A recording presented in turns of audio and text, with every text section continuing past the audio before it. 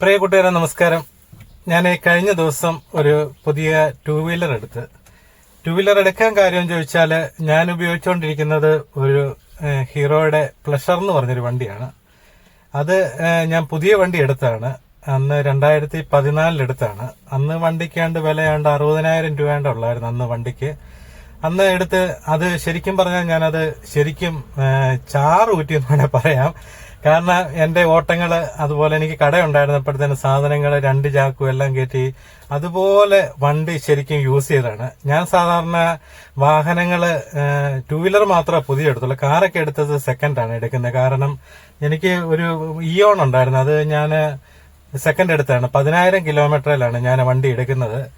അതിന് മുമ്പ് മീനടുത്തൊരാള് പുതിയ വണ്ടി എടുത്ത, അവര് 4,15 ലക്ഷം രൂപയ്ക്ക് എടുത്ത സാധനം ഞാൻ 2 കൊല്ലം കഴിഞ്ഞപ്പോൾ ഞാൻ എടുക്കുന്നത് 2,15 ലക്ഷം രൂപയ്ക്കാണ്. അത് ഞാൻ കൊടുക്കുന്നത് ഞാൻ ഇയോൺ കൊടുത്തായിരുന്നു. ഇയോൺ പിന്നെ ഞാൻ എടുത്തത് വാഗണാറാണ്. അപ്പൊ ഇയോണ് കൊടുത്തെന്ന് പറഞ്ഞാൽ അതാണ്ട് 35,000 കിലോമീറ്റർ ആണ്. എനിക്ക് കാറിന് വലിയ ഓട്ടമില്ല, ടൂ വീലറിലാണ് എന്റെ കൂടുതൽ യാത്ര. അതുപോലെ വലിയ ആഡംബര വാഹനങ്ങളോടോ ബൈക്കുകളോടോ എനിക്കങ്ങനെ വലിയ താല്പര്യങ്ങളൊന്നുമില്ല. കാരണം ഞാൻ ടൂ വീലർ ആണെങ്കിലും എല്ലാം നോക്കുന്നത് മൈലേജ്. കാരണം നമുക്ക് മുതലാകുന്നത് ഇപ്പോഴത്തെ ഇന്ധന വില വെച്ച് നോക്കുമ്പോൾ നമുക്ക് മൈലേജ് വേണം വാഹനങ്ങളെല്ലാം മേടിക്കാൻ വേണ്ടി. അപ്പൊ ഞാൻ പ്രഷർ കൊടുക്കാതിരുന്നതിന്റെ കാര്യം എന്ന് പറഞ്ഞത്, പ്രഷറിന് എനിക്ക് 60 കിലോമീറ്റർ മൈലേജ് കിട്ടുമായിരുന്നു. വാഹനത്തിന് ബോഡി വെയിറ്റ് ഒന്നുമില്ല, അതുകൊണ്ടാണ് അതിന് മൈലേജ് കിട്ടുന്നത്. എന്നെ സംബന്ധിച്ച് എനിക്ക് ഭയങ്കര ഇഷ്ടമുള്ളൊരു വാഹനമായിരുന്നു. അത് കഴിഞ്ഞപ്പോഴത്തേന് എനിക്കൊരു പൾസർ ഇറങ്ങിയ സമയത്ത് 150, അതെന്റെ ഒരു സുഹൃത്തിന്റെ നിന്നാണ് ഞാൻ എടുത്തത്. അത് എടുത്ത് എനിക്ക് ഭയങ്കരമായിട്ട് ഇഷ്ടമുള്ളൊരു വാഹനമായിരുന്നു പൾസർ. കാരണം നമ്മുടെ യാത്രയ്ക്കും നമ്മുടെ ബോഡി വെയിറ്റിനും എല്ലാം അനുയോജ്യമായ ഒരു സാധനമാണ്. കാരണം ദൂരയാത്രയൊക്കെ ചെയ്യാൻ പറ്റിയതായിരുന്നു.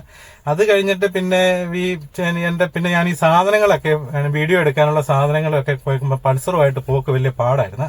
പിന്നെ കൂടുതൽ പ്രഷറിലായി. അത് കഴിഞ്ഞ് പിന്നെ വൈഫിന് ആക്റ്റീവയാണ് എടുത്തത്. ഓട്ടോമാറ്റിക് സെക്ഷനിൽ വന്നപ്പോഴത്തേന് ഓട്ടോമാറ്റിക് സ്കൂട്ടർ കൈനറ്റിക് ഹോണ്ട വന്നപ്പം തൊട്ട് ഹോണ്ട ഒരു മെയിൻ ബ്രാൻഡായിരുന്നു. അവർ ആക്റ്റീവ ഇറക്കിയപ്പോഴത്തേന് നല്ല പെർഫോമൻസ് ആയിരുന്നു. ആക്റ്റീവ എന്ന് പറയുന്നത് നമുക്ക് എല്ലാം കൊണ്ടും ലേഡീസിന് ഏറ്റവും കൂടുതൽ ലേഡീസിന് ഉപയോഗിക്കാൻ പറ്റിയ ഒരു വാഹനം എന്ന് പറയുന്നത് ആക്റ്റീവയായിരുന്നു. അപ്പൊ അങ്ങനെ വന്നപ്പോൾ വൈഫിന് ഞാൻ മേടിച്ചത്, അവർക്ക് ജോലിക്ക് പോകാൻ വേണ്ടി മേടിച്ചത് ആക്റ്റീവയാണ് മേടിച്ചത്. അതും പുതിയ വണ്ടി എടുക്കുകയായിരുന്നു. അപ്പൊ ആക്റ്റീവയെ സംബന്ധിച്ച് ഞാൻ നോക്കിയിട്ട് എനിക്ക് പറ്റുന്നില്ല. കാരണം മൈലേജ് കുറവാണ്. 35-40 കിലോമീറ്റർ വരെയാണ് ആക്റ്റീവയ്ക്ക് മൈലേജ് കിട്ടുന്നത്. അത് കഴിഞ്ഞപ്പോഴത്തേന് പിന്നെ ഈ ഓണത്തിന് എന്റെ വണ്ടി ഏറെക്കുറെ എല്ലാം ഞാൻ പറഞ്ഞില്ല തീർന്ന സമയമാണെന്ന് പറഞ്ഞപ്പോഴത്തേന് എനിക്ക് പിന്നെ ഒരു ഓപ്ഷൻ എന്ന് പറഞ്ഞത് ഈ സ്കൂട്ടർ എനിക്ക് പറ്റത്തുള്ളൂ. കാരണം നമുക്ക് മഴയത്തും ഇതിനൊക്കെ സാധനങ്ങളും വീഡിയോയുടെ സാധനങ്ങളും ഇതെല്ലാം നനയാതെയും എല്ലാം വെക്കാൻ പറ്റുന്നത് ഈ സ്കൂട്ടറെ പറ്റത്തുള്ളൂ. ബൈക്ക് പറ്റത്തില്ല. ബൈക്കിനോട് എനിക്ക് താല്പര്യമില്ല. വൈഫ് എപ്പോഴും പറയുന്നത് നിങ്ങൾക്ക് ബുള്ളറ്റാണല്ല, പക്ഷെ എനിക്ക് ബുള്ളറ്റിനോടൊന്നും ഒരു താല്പര്യം. കാരണം ഞാൻ നോക്കുന്നത്, ഞാൻ പറഞ്ഞില്ലേ, മൈലേജ് ആണ് നോക്കുന്നത് ഏത് വാഹനം എടുത്താലും. പിന്നെ എനിക്ക് ഇടയ്ക്ക് ഒരു വണ്ടി ഉണ്ടായിരുന്നു. ഞാൻ നിങ്ങളോട് വണ്ടിയുടെ കഥകൾ പറയുമ്പോഴത്തേന് ഒരു കാര്യം പറയാൻ വേണ്ടിയാണ് വന്നത്. പിന്നെ ഉണ്ടായിരുന്നത് ബജാജിന്റെ ഒരു CT100 ആയിരുന്നു. നിങ്ങൾക്കറിയാം, അതൊക്കെ എന്ന് പറഞ്ഞാൽ എന്റെ 70 കിലോമീറ്ററോളം മൈലേജ് ആണ്. അത് ഞാൻ കുറച്ചുനാൾ ഉപയോഗിച്ചാണ്. ഞാൻ പറഞ്ഞില്ല, ഞാനിങ്ങനെ കൂടുതൽ വാഹനങ്ങൾ മൈലേജ് ഉള്ള വാഹനങ്ങൾ മാത്രമേ ഞാനതിന് വലിയ വില നമുക്ക് ഷോ കാണിക്കാനുള്ളതൊന്നും നോക്കുന്നില്ല. നമ്മൾ വാഹനം എന്ന് പറഞ്ഞത് ഉപയോഗിച്ച് തീർക്കുക എന്നുള്ളതാണ്. നമ്മൾ പൈസ കൊടുക്കുന്നതിന് മുതലാക്കുക എന്നുള്ളതാണ്. അപ്പോഴത്തേന് ഞാൻ നോക്കിയപ്പോഴത്തേന് ഞാൻ പറഞ്ഞില്ലേ, മൈലേജും എല്ലാം നോക്കിയപ്പോഴത്തേന് ആദ്യം ഇലക്ട്രിക് എടുക്കണമെന്ന് എനിക്കൊരു താല്പര്യം ഉണ്ടായിരുന്നു. കാരണം ഇപ്പോഴത്തെ ഇനിയിപ്പോ മുന്നോട്ട് ഇലക്ട്രിക് യുഗമാണ്. അപ്പൊ ഇലക്ട്രിക് വാഹനങ്ങൾ കൂടുതൽ ആൾക്കാർ എടുക്കുന്നത് ഇലക്ട്രിക് വാഹനങ്ങളാണ്. ഞാൻ ഒരുപാട് ആൾക്കാരോട് ചോദിച്ചു. അതിന്റെ അകത്ത് പകുതി ആൾക്കാർ മാത്രമേ ഒരു പോസിറ്റീവായിട്ടുള്ള അഭിപ്രായം പറഞ്ഞുള്ളൂ. ബാക്കിയുള്ളതെല്ലാം ഒരാളുടെ പണിയുടെ കാര്യങ്ങളൊക്കെ പറഞ്ഞപ്പോഴത്തേന് അപ്പൊ ഞാൻ ശരിക്കും ഇതിന്റെ ഷോറൂമിൽ പോയി ഇതിന്റെ ഡീറ്റെയിലും കാര്യങ്ങളൊക്കെ എടുക്കാമെന്ന് വെച്ചാണ് ഞാൻ കോട്ടയത്തുള്ള ഒരുമാതിരി ഞാൻ ഈ ഇലക്ട്രിക് വാഹനം വിൽക്കുന്ന ഷോറൂമുകളിലെല്ലാം പോയായിരുന്നു. അവിടെയെല്ലാം പോയി ഇതിനെപ്പറ്റിയുള്ള വിശദമായിട്ട് കാര്യങ്ങളെല്ലാം തിരക്കിയപ്പോഴത്തേന് ഇലക്ട്രിക് വാഹനത്തിനെ സംബന്ധിച്ച് പല വിലയുടെ ഉണ്ട്. 70 രൂപ തൊട്ട് മുകളിലോട്ട് ഇലക്ട്രിക് വാഹനമുണ്ട്. അപ്പൊ എനിക്കറിയാം, ഏറ്റവും കുറഞ്ഞ വിലയുടെ നോക്കുമ്പോഴത്തേന് അത് നമുക്ക് ഒരിക്കലും അതുകൊണ്ട് വലിയ പ്രയോജനമില്ലാത്തൊരു അവസ്ഥയിലേക്ക് വരും. കാരണം ഇതിനെ സംബന്ധിച്ച് ഇതിന്റെ പ്രധാനപ്പെട്ടത് ബാറ്ററിയാണ്. ബാറ്ററി ലൈഫ് കിട്ടിയില്ലെങ്കിൽ നമ്മൾ ഇതുകൊണ്ട് എടുത്തുകൊണ്ട് ഇപ്പം പൈസ ലാഭം നോക്കി 70,000 രൂപയുടെ വണ്ടി എടുത്തുകൊണ്ട് വന്ന് പെട്ടെന്ന് ബാറ്ററി പോയി കഴിയുമ്പോഴത്തേന് അതങ്ങ് തീർന്നു.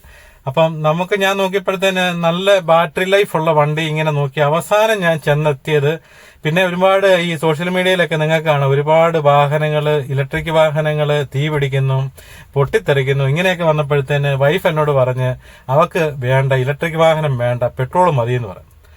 അപ്പം ഞാൻ ആകുന്ന പറഞ്ഞു നോക്കി. അപ്പം നമുക്ക് ബാക്കിയിരിക്കുന്ന വാഹനങ്ങളെല്ലാം പെട്രോളാണ്, അപ്പൊ ഇലക്ട്രിക് അല്ല നല്ലതെന്ന് ഞാൻ അവളോട് പറഞ്ഞപ്പോഴത്തേന് അവള് പറഞ്ഞു വേണ്ട, ഇലക്ട്രിക് വേണ്ട, എനിക്ക് പേടിയാ, അതുകൊണ്ട് ഞാൻ ഉപയോഗിക്കുന്നില്ല അതെന്ന് പറഞ്ഞു. അങ്ങനെ പറഞ്ഞപ്പോഴത്തേന് പിന്നെ നമുക്ക് അതിൻ്റെ അകത്ത് കൂടുതൽ പിന്നെ മുന്നോട്ട് നോക്കിയിട്ട് കാര്യമില്ല. അപ്പൊ പിന്നെ പെട്രോൾ വണ്ടിയിലേക്ക് പോയി. അപ്പൊ ഇലക്ട്രിക് വാഹനത്തിനെ പറ്റി ഞാൻ കൂടുതൽ തിരക്കിയപ്പോൾ അറിയാൻ സാധിച്ചത് മിക്ക വാഹനത്തിന്റെ ബാറ്ററി ലൈഫ് എന്ന് പറയുന്നത് 3 വർഷക്കാലമാണ്. പിന്നെ അത് എക്സ്റ്റെൻഡ് ചെയ്യാം 3, 2, 5. പിന്നെ ഇപ്പൊ എറണാകുളത്ത് എങ്ങാണ്ട് ഒരു ബൈക്ക് ഉണ്ടെന്ന് പറഞ്ഞു, അതിനാണ്ട് 2 ലക്ഷം രൂപ, അപ്പൊ 8 വർഷം കിട്ടുമെന്നൊക്കെയാണ് പറയുന്നത്. അപ്പൊ അതും ഇതുപോലെ 5 വർഷം കഴിയുമ്പോൾ പിന്നെ എക്സ്റ്റെൻഡ് ചെയ്യണമെന്നൊക്കെ പറഞ്ഞ് അതിനാണ്ട് 2 ലക്ഷം രൂപ കൊടുത്ത് 2 ലക്ഷം രൂപ കൊടുത്ത് നമുക്കിപ്പോ ഒരു സ്കൂട്ടർ മേടിച്ച് ഉപയോഗിക്കേണ്ട ഒരു ഇതില്ല.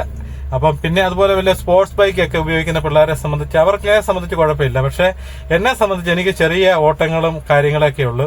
വീട്ടിലെ പേർക്കുള്ള സാധനം മേടിക്കണം, ഗ്യാസ് കുറ്റി, മെയിനായിട്ടും ഗ്യാസ് എടുക്കാൻ പോക്കാണ്. അപ്പൊ അതിനൊക്കെ അനുയോജ്യമായ ഒരു വണ്ടി നോക്കിയത്. അപ്പൊ എന്റെ പ്രഷറിനെ സംബന്ധിച്ച് ഗ്യാസ് കുറ്റി നല്ലപോലെ വെക്കാം, ഒരുപാട് സാധനങ്ങളെല്ലാം ഞാൻ പ്രഷറെ കൊണ്ടുവന്നു. പക്ഷെ ആക്റ്റീവയില് ഗ്യാസ് കുറ്റി വെക്കാൻ വലിയ പാടാ, അതിന്റെ ഒരു ക്ലാമ്പൊക്കെ ഉണ്ട്, അതുകൊണ്ട് അത് വെക്കാൻ വലിയ പാടാ. വൈഫിന്റെ വണ്ടിയല്ലേ ഞാൻ ഗ്യാസ് കുറ്റി എടുക്കാൻ പോകാറില്ല, അല്ലെ പിന്നെ പുറത്തെ സീറ്റിലൊക്കെ കെട്ടി വെച്ചോണ്ട് പോകണം.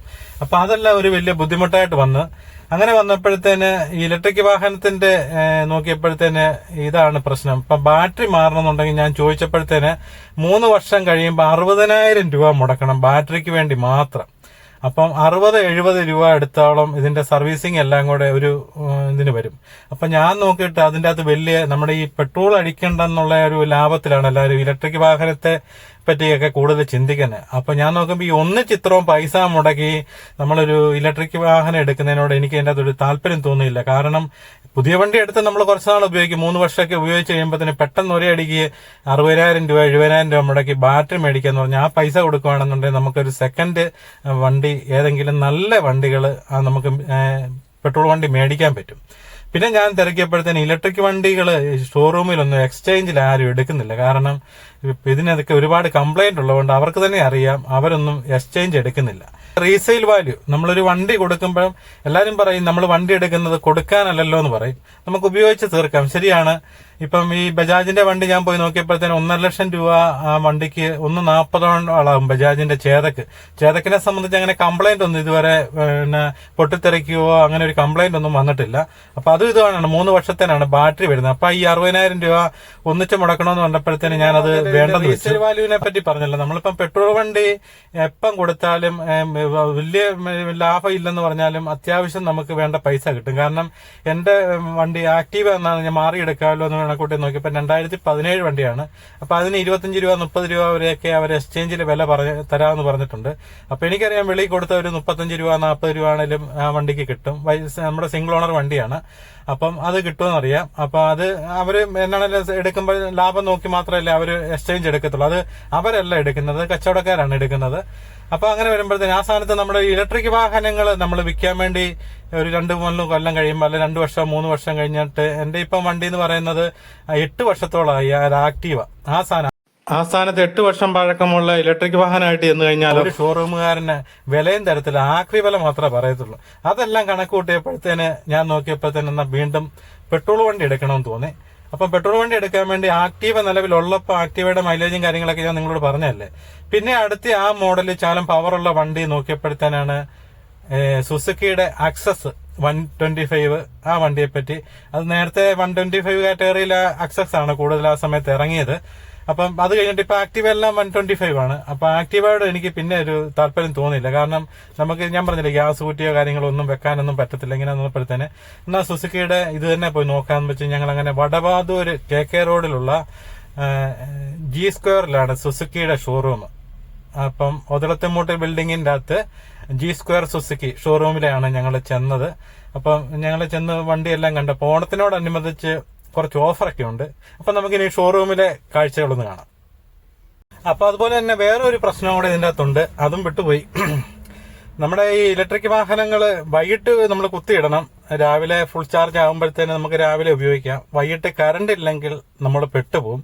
വീട്ടിൽ അതിന് 2 ലക്ഷം രൂപ മുടക്കി നമ്മൾ പിന്നെ സോളാർ ചെയ്യേണ്ടത് വരും. അതൊക്കെ ഒരുപാട് ചെലവിലേക്ക് പോകും. അപ്പം പിന്നെ കഴിഞ്ഞ നമ്മുടെ ഇവിടുത്തെ കാലാവസ്ഥ അറിയരുത്. നമുക്ക് ഇപ്പം കഴിഞ്ഞ ദിവസം ഇവിടെ കറണ്ട് പോയിട്ട് എന്റെ വീടിന്റെ അവിടെ 3-ാം പൊക്കാണ് കറണ്ട് വന്നത്. ഇങ്ങനെയൊക്കെ വരുമ്പോൾ നമ്മൾ ഇത് മേടിച്ചു വെച്ചാൽ അവിടെ ഇരിക്കത്ത് മാത്രമേ ഉള്ളൂ. ഇത് ചാർജ് ആയിട്ട് വേണ്ടത്. പിന്നെ വേറെ വല്ലയിടത്തും ചാർജിംഗ് സ്റ്റേഷനിലേക്ക് കൊണ്ടുപോയി കുത്തിയിടണമെന്നുണ്ടെങ്കിൽ അവിടം വരെയൊക്കെ കൊണ്ടുപോകാനുള്ള ചാർജ് ഉണ്ടെങ്കിലേ പറ്റത്തുള്ളൂ. പിന്നെ നമ്മളിപ്പം ദൂരെ യാത്ര പോയി, ഇപ്പൊ എറണാകുളമൊക്കെ വരെ പോയി, പിന്നെ അവിടെ ചെന്നിട്ട് നമുക്ക് അല്ലെങ്കിൽ വേറെ എങ്ങോട്ടെങ്കിലും പോകണം. നമ്മുടെയൊക്കെ യാത്രയിൽ ഓരോ സ്ഥലത്ത് ചെല്ലുമ്പോഴത്തേനായിരിക്കും ഇപ്പം മണിമലയ്ക്ക് പോയി അവിടുന്ന് ചിലപ്പോൾ റാന്നി പോകണം. അങ്ങനെയൊക്കെ വരുമ്പോഴത്തേന് ഇതിന്റെ ചാർജ് ഇല്ലെങ്കിൽ പിന്നെ അത് അടുത്ത ചാർജിങ് സ്റ്റേഷനിൽ പോയി കുത്തിയിട്ട് അവിടെ മണിക്കൂറുകൾ കാത്തു നിൽക്കണം. എന്റെ ഒരു സുഹൃത്ത് ഇതുപോലെ പെട്ടുപോയി, തിരുവല്ലയിലാണ്ട് പോയി 3-4 മണിക്കൂർ ഒരു ദിവസം പോയെന്ന് എന്നോട് പറഞ്ഞു. അങ്ങനെ അബദ്ധങ്ങൾ ഈ ഇലക്ട്രിക് വണ്ടികളിൽ സംഭവിക്കാറുണ്ട്.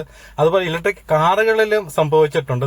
എന്റെ ഒരു സുഹൃത്തിന്റെ കാർ ഇതുപോലെ അദ്ദേഹം ഒരു ദൂരയാത്ര കഴിഞ്ഞിട്ട് ഏകദേശം കിലോമീറ്റർ കണക്കൂട്ടാണ് വീട്ടിൽ കൊണ്ടിട്ട്. അപ്പൊ അത് കഴിഞ്ഞപ്പോഴത്തേന് അദ്ദേഹത്തിന്റെ മകൻ വന്നപ്പോഴത്തേന് ഇതിന്റെ ചാർജിന്റെ കാര്യം ഓർത്തില്ല, വണ്ടി എടുത്തോണ്ടങ്ങ് പോയി. ഓട്ടത്തിന് കുറച്ചു ദൂരം ഓടിക്കഴിയുമ്പോഴത്തേന് അതിന്റെ AC കട്ട് ഓഫ് ആയി. അപ്പം ഇങ്ങനെ ഓരോന്നോരോന്നോരായിട്ട് കട്ട് ഓഫ് ആയിക്കൊണ്ടിരിക്കും. അങ്ങനെ വന്നപ്പോഴത്തേന് ചാർജ് പിന്നെ പെട്ടുപോയി. കാരണം പിന്നെ ചാർജിങ് സ്റ്റേഷൻ തപ്പി എവിടെയൊക്കെ നടക്കണം. ഇപ്പം നമുക്ക് എല്ലായിടത്തും ഒന്നും ഇതായിട്ടില്ല. ഈ ചില ടൗൺ ഏരിയയിലൊക്കെ ഉണ്ടെന്നും അല്ലാതെ ഈ ഇപ്പം നമ്മുടെ റാന്നി, മുക്കൂട്ടുതറ, അതുപോലെ ഏതെങ്കിലും ഇട സൈഡിലോട്ടോ അതുപോലെ കട്ടപ്പന അങ്ങനെയൊക്കെ കുറെ സ്ഥലങ്ങളിലേക്ക് ഈ ഉൾപ്രദേശങ്ങളിലേക്കൊക്കെ പോയി കഴിയുമ്പോഴത്തേന് നമുക്കിത് ചാർജ് ചെയ്യാൻ മേലാത്ത ഒരു സാഹചര്യങ്ങളിലേക്ക് വരും. അങ്ങനെയുള്ള ഒരുപാട് പ്രശ്നങ്ങളും ഇതിൻ്റെ അകത്തുണ്ട്. ഇനി നമുക്ക് ഷോറൂമിലെ വിശേഷം കാണാം. ഇതാണ് KK റോഡിലുള്ള G2 സുസുക്കി ഷോറൂം. അപ്പോൾ നമ്മൾ ആദ്യം വാഹനം ബുക്ക് ചെയ്യാൻ വേണ്ടി ചെന്ന സമയമാണ്. ഓണത്തിന് വണ്ടി എടുക്കാമെന്നുള്ള കൂട്ടാണ് വണ്ടി ബുക്ക് ചെയ്തത്. അപ്പോൾ ഷോറൂമിൽ സുസുക്കിയുടെ വിവിധ ഇനം കളറുകളുള്ള വാഹനങ്ങളെല്ലാം ഇരിക്കുന്നുണ്ട്. അതിൻ്റെ അകത്ത് നമ്മൾ ഈ പച്ച കൂടിയ ഒരു കളറാണ്. ഇതൊരു പേൾ ഗ്രീൻ കളറാണ്. ഇതാണ് വൈഫിന് ഇഷ്ടപ്പെട്ടത്. കാരണം വൈഫിൻ്റെ കൂട്ടുകാരിക്ക് ഒരെണ്ണമുണ്ട്. അത് കാരണം അവിടെ മനസ്സിൽ എപ്പോഴും അത് തന്നെയാണ്, ആ കളർ മതി എന്നുള്ളത് തീർച്ചപ്പെടുത്തി അങ്ങനെയാണ് വാഹനം ബുക്ക് ചെയ്തത്. അപ്പോൾ ഓണത്തോടനുബന്ധിച്ച് ഓഫറുകളൊക്കെ ഉണ്ട്, അത് കാണിക്കാം. അപ്പം നമ്മൾ വണ്ടി ബുക്ക് ചെയ്യുമ്പോഴത്തേന് അഡ്വാൻസ് തുക എല്ലാം ഇവിടെയാണ് കൊടുക്കേണ്ടത്. അപ്പോൾ ഇവിടുത്തെ മാനേജർ സോണിയാണ്. അദ്ദേഹം വാകത്താനം സ്വദേശിയാണ്. ഞങ്ങളോട് ഏറ്റവും നല്ല രീതിയിലുള്ള ഇടപെടലാണ് ഈ ഷോറൂമിൽ നിന്ന് നമുക്കുണ്ടായത്. എല്ലാവരും നല്ലപോലെ നമ്മളെ വാഹനത്തിൻ്റെ കാര്യങ്ങൾ മുഴുവൻ ഡീൽ ചെയ്തപ്പോഴത്തേന് ഇതൊക്കെയാണ് ഓഫറുകൾ. ഈ അടുത്തിടയിൽ നമ്മൾ ലുലുമാളിൽ പോയി ഇതെല്ലാം മേടിച്ചത് കൊണ്ട് പിന്നെ നമുക്കൊരാവശ്യം എന്ന് പറഞ്ഞത് ട്രോളി ബാഗാണ്. അപ്പം അത് മതിയെന്ന് പറഞ്ഞു. ഓണത്തിന് വാഹനം എടുക്കുന്നവർക്കെല്ലാം ഗിഫ്റ്റായിട്ട് കൊടുക്കുന്നതാണ്. അതുപോലെ വാഹനത്തിൻ്റെ ഡിജിറ്റൽ മീറ്ററിൽ ഒരുപാട് കാര്യങ്ങളുണ്ട്. നമ്മുടെ ഫോണുമായിട്ട് ബ്ലൂടൂത്തുമായിട്ട് കണക്റ്റഡ് ആണ്. അതുപോലെ ഇൻകമിങ് കോളറ്, വാട്സപ്പ് കോള്, അതുപോലെ മെസ്സേജ് എല്ലാം നമ്മുടെ വണ്ടിയുടെ ഡിസ്പ്ലേ കാണിക്കും. അതുപോലെ വെഹിക്കിൾ സർവീസിൻ്റെ അലർട്ട് കാണിക്കുന്നുണ്ട്. അതുപോലെ ഫ്യൂവൽ എത്ര കിലോമീറ്റർ ഓടും അതെല്ലാം കാണിക്കുന്നുണ്ട്. പിന്നെ നാവിഗേഷൻ്റെ ലൊക്കേഷനൊക്കെ നമുക്ക് സെറ്റ് ചെയ്ത് കഴിഞ്ഞാൽ ഇതെല്ലാം ഡിസ്പ്ലേ കാണിക്കും. പിന്നെ ക്ലൈമറ്റ് കൺട്രോൾ ഉണ്ട്. അങ്ങനെ ഫ്യൂവലിൻ്റെ ലെവൽ ഇൻഡിക്കേറ്റർ ഉണ്ട്. അതുപോലെ നമ്മൾ ഫുൾ ടാങ്ക് അടിച്ചു കഴിഞ്ഞാൽ എത്ര കിലോമീറ്റർ വണ്ടിക്ക് മൈലേജ് കിട്ടിയെന്നും കാര്യങ്ങളെല്ലാം ഡിസ്പ്ലേ കാണിക്കുന്നുണ്ട്. അങ്ങനെ ഒരുപാട് സവിശേഷതകൾ ഇപ്പോഴത്തെ പുതിയ വണ്ടിക്ക് എല്ലാം ഉള്ളതാണ്. ഞാനിപ്പോൾ ഇതിനുള്ളതായിട്ട് തന്നെയല്ല പറയുന്നത്, ഇപ്പോഴത്തെ മിക്ക വണ്ടിക്കൊക്കെ ഉള്ളതാണ്. അങ്ങനെ നമ്മൾ വാഹനം ബുക്ക് ചെയ്തതിന് ശേഷം നമുക്ക് ഓണത്തിന് തരാമെന്നാണ് പറഞ്ഞത്. പക്ഷേ ഓണത്തിന് ആ കളർ ഇല്ലായിരുന്നു ഷോറൂമിൽ. അപ്പം മറ്റേതെങ്കിലും കളർ മതിയോ എന്ന് ചോദിച്ചു. പക്ഷെ നമുക്ക് ഈ കളർ കിട്ടിയിട്ട കാര്യമുള്ളെന്ന് പറഞ്ഞുകൊണ്ട് അത് എന്ന് വന്നാലും അന്നേരം മതിയെന്ന് പറഞ്ഞു. അപ്പോൾ ഓണം കഴിഞ്ഞിട്ടാണ് നമുക്ക് ആ കളർ വന്നത്. അപ്പോൾ അത് വന്നു കഴിഞ്ഞപ്പോൾ തന്നെ നമ്മളെ വിളിച്ചു. എല്ലാ പേപ്പർ വർക്ക് എല്ലാവരും ചെയ്തു. എൻ്റെ കൂടെ ഹെൽമെറ്റ് ഫ്രീ ആണ്. വാഹനത്തിൻ്റെ ഇപ്പോഴത്തെ സർക്കാരിൻ്റെ നിയമം ഉള്ളതുകൊണ്ട് ഹെൽമെറ്റ് രജിസ്ട്രേഷൻ എല്ലാം കഴിഞ്ഞാണ് നമ്മൾ ഇവിടുന്ന് വാഹനം ഡെലിവറി എടുക്കുന്നത്. നമ്മുടെ വാഹനം ഡിജിറ്റൽ മീറ്ററാണ്. ഏറെക്കുറെ 1.22 വണ്ടിക്ക് പ്രൈസ് വരുന്നുണ്ട്. ഏറ്റവും ടോപ്പ് മോഡലാണ് നമ്മൾ എടുത്തിരിക്കുന്നത്. കാരണം അക്സസറീസ് എല്ലാം നമ്മൾ ചെയ്ത്, കാരണം വണ്ടി എടുത്തു കഴിഞ്ഞ് പിന്നീടൊന്നും നടക്കത്തില്ല. ആദ്യത്തെ ഇത് മാത്രമേ ഉള്ളൂ. അതുകൊണ്ട് എല്ലാ കാര്യങ്ങളും ചെയ്ത് തന്നെ ഇറക്കണമെന്ന് തോന്നി. അങ്ങനെയാണ് നമ്മൾ വണ്ടി ഇവിടുന്ന് ഇറക്കുന്നത്.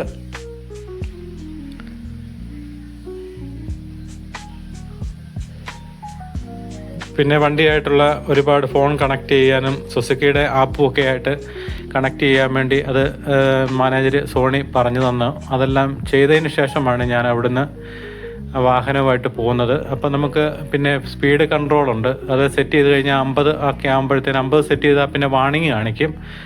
50 ആകുമ്പോഴത്തേന് ഇതേ കാണിക്കും. അങ്ങനെ ഒരുപാട്. പിന്നെ എൻ്റെ പ്രശ്നം എന്ന് പറഞ്ഞാൽ ഞാൻ സ്റ്റാൻഡ് ഇടാൻ മറന്നു പോകും. പക്ഷേ ഇതിന് സ്റ്റാൻഡ് ആണെങ്കിൽ ഇത് വണ്ടി സ്റ്റാർട്ട് ആകത്തില്ല. ഇപ്പോഴത്തെ എല്ലാ വണ്ടിക്കും ഉണ്ട്, ഇതിന് മാത്രമല്ല. അപ്പം അങ്ങനെ ഒരു സൗകര്യമുണ്ട്. പിന്നെ താക്കോലെ തന്നെയാണ് ഇതിൻ്റെ എല്ലാ കാര്യങ്ങളും. അതുപോലെ പെട്രോൾ ടാങ്ക്, സീറ്റും പൊക്കമൊന്നും വേണ്ട, പുറകിൽ തന്നെ അതിനും എല്ലാം താക്കോലെ തന്നെയാണ് ഇതിൻ്റെ സിസ്റ്റം മുഴുവന്. അങ്ങനെ പിന്നെ ഒരു പ്രശ്നം എന്ന് പറഞ്ഞാൽ 2 വീലറിൻ്റെ വെട്ടത്തിനായിരുന്നു എനിക്കൊരു പ്രശ്നം ഉണ്ടായിരുന്നത് പഴയ വണ്ടിക്കൊക്കെ. പക്ഷേ ഇപ്പോഴത്തെ വണ്ടിക്ക് LED ഹെഡ്ലൈറ്റാണ്. അതുപോലെ തന്നെ നല്ല വെട്ടമാണ്. പിന്നെ ബാറ്ററിയാണ്, മെയിൻ്റനൻസ് ഫ്രീ ബാറ്ററിയാണ്. പിന്നെ ഇപ്പോഴത്തെ വാഹനങ്ങളെല്ലാം അലോയ് വീലുണ്ട്. അതുപോലെ ഫ്യൂൽ ടാങ്ക് 5.5 ലിറ്ററാണ്. അതുപോലെ 4 സ്ട്രോക്ക് എഞ്ചിന്, എയർ കൂൾഡ് എഞ്ചിനാണ്. അതുപോലെ വാഹനത്തിൻ്റെ മൈലേജ് 50-60 കിലോമീറ്ററോളം മൈലേജ് ഉണ്ട്. അത് പലരോടും ഞാൻ തിരക്കിയായിരുന്നു, മിക്കവർക്കും കിട്ടുന്നുണ്ട്. അതുകൊണ്ടാണ് കൂടുതൽ ഈ ഒരു കാറ്റഗറിയിലുള്ള സുസുക്കിയുടെ 125 തന്നെ നമ്മൾ തിരഞ്ഞെടുത്തത്.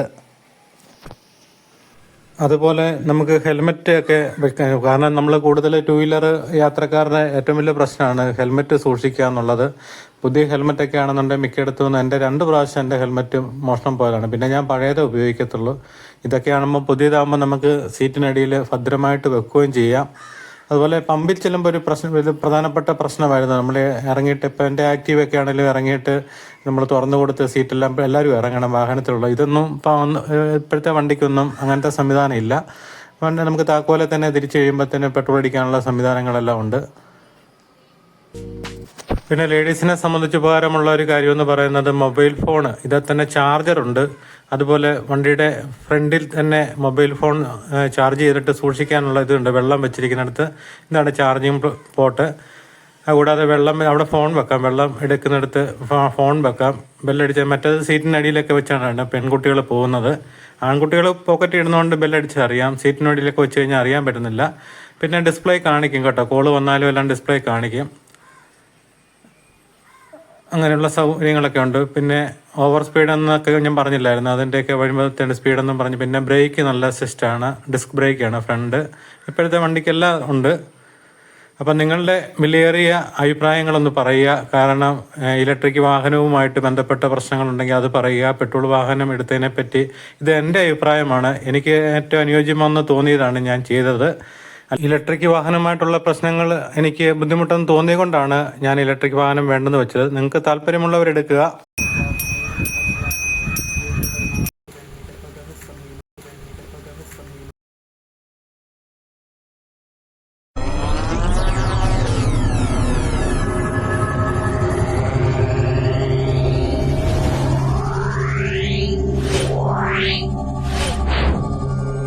Yeah.